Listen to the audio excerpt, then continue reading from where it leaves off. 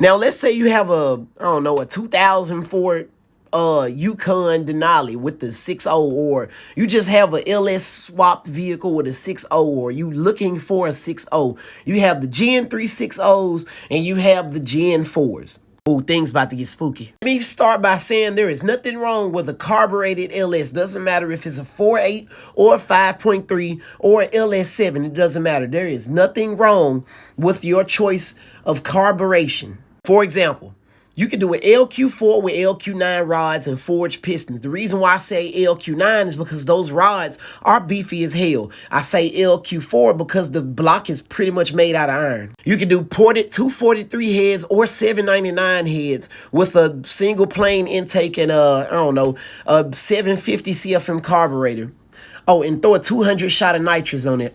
Let's say you want even more simplicity. You want your LS to feel like what you had back in the 90s. Well, good luck for you because, well, they have a distributor kit. Let me say this again.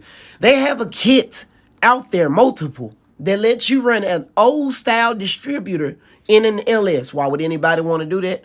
I don't know. I'm not here to judge. I'm just here to give you facts and let you decide for your own. But honestly, I believe this is very awesome.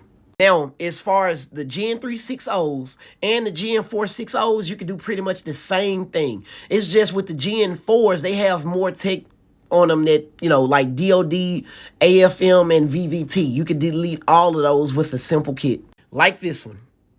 Let's say you want to maximize your natural aspiration. You do not need a turbo. You don't need a nitrous. You don't need pro charges, none of that. You just want to go balls to the wall, no pun intended, with like just all motor. You can do a 408 stroker. That's simply boring your 6.0 30 over and installing a 4-inch crank.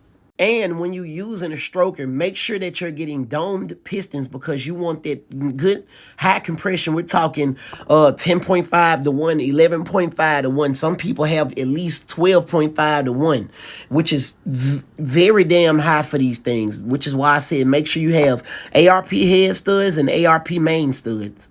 Nice ported 243 heads or 799 heads. And as far as your intake, you have multiple choices. A 408 stroker, if built properly, can make anywhere from 600 to 650 crank horsepower. Now, when it comes to your cams, a stage 2 cam is mild. A stage 3 cam is like the limit of your drivability. But anything over that, it's like crazy. We're talking 650s lift on the intake side, 660 on the exhaust side, crazy ass cams, but good for power.